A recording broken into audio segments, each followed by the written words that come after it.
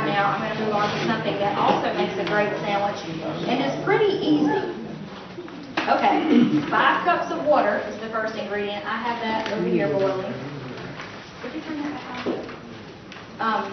5 tablespoons of Bragg's liquid aminos, 1 tablespoon of onion powder, 1 tablespoon of salt, 1 tablespoon of salt-free all-purpose seasoning, 3 tablespoons of beef-style seasoning, 5 tablespoons of nutritional yeast flakes, and 3 tablespoons of oil.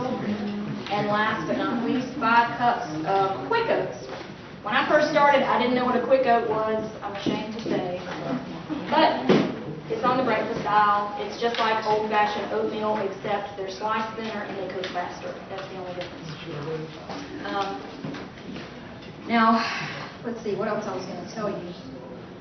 This is a chicken patty or meatball recipe, but you use beef-style seasoning. I was trying to make something else. I was trying to make the veggie crackers, as a matter of fact, but my finished product fell apart and ended up tasting like chicken. So it's still beef-style seasoning, but whatever. Okay. These are great to use in sandwiches or wraps. You don't want to use them in soups because it will dissolve and break apart and get kind of gooey. You don't want to do that. So it's best for just sandwiches and wraps. First thing you want to do is get your 5 cups of water boiling on the stove. This makes a lot of chicken patties, so you're going to want to use what you made and then freeze the rest. So what I'll do first is just go ahead and mix my quick oats, just 5 cups.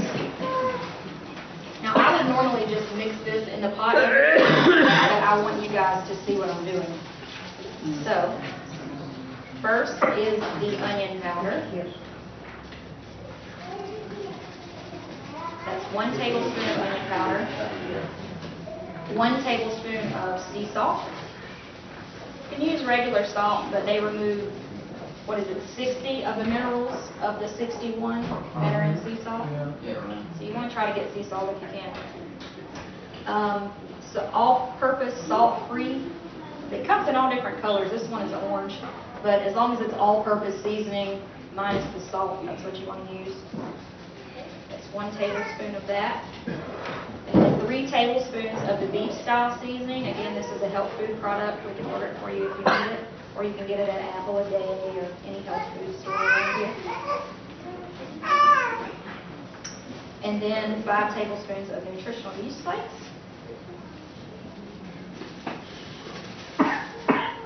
And I'm just going to kind of give it a little mix to disperse it.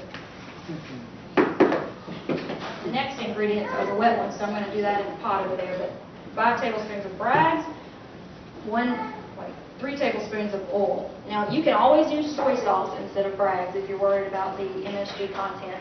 I did look into that, and from my findings, I didn't see that it was dangerous enough to veer away from it totally, but that's your choice. And as you learn, as you do this more and more, you'll learn what you like and what you don't want to use and that sort of thing. Don't be freaked out with that. If you're still eating meat, you want to get that out of your diet first, and then you can worry about the GMO and the preservatives and all of that stuff.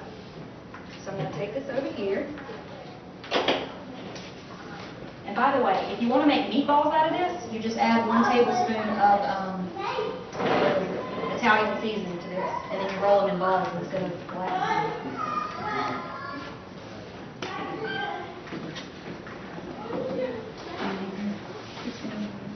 I'm going to do 5 tablespoons of Bragg's. Sounds like a lot, but you're making a lot of chicken patties.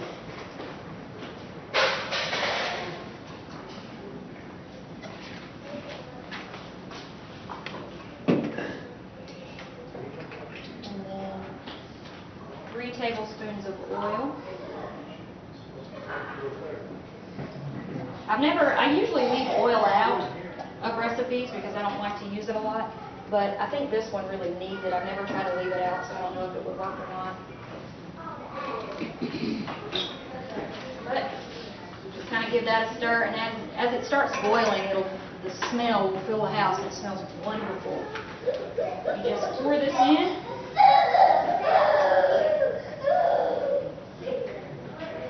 And usually there are children screaming in the background, so that's good.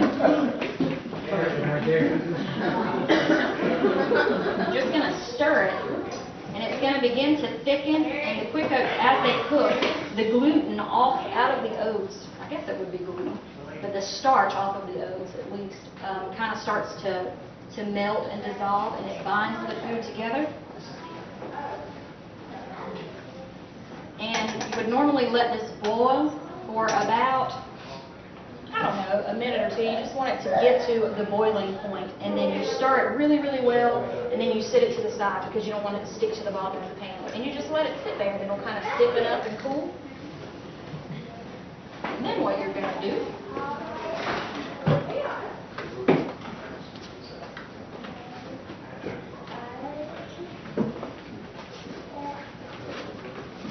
is take a regular pan like this,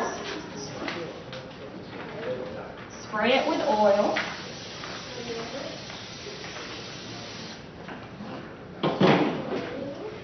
And you see how it's kind of thick? It's because I let a lot of my water boil out, but that's good because you don't have to sit there and watch it boil. But you just dump it onto the tray, this the cookie sheet.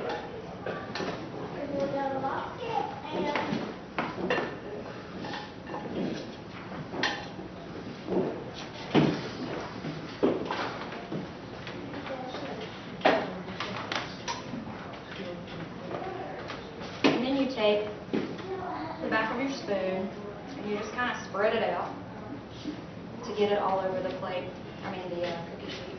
I actually used a cookie sheet that's a little bit too big. But what you can do, you can spread it until it's paper thin, or you can use a smaller pan so they'll be really thick. It's just up to you. So it doesn't really matter. But you get the point.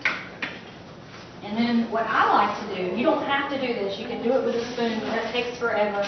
If you have children, you don't have forever. You have 5 minutes max. So I take hot gloves or whatever with parchment paper, and I press it down until it's smooth all the way across the pan.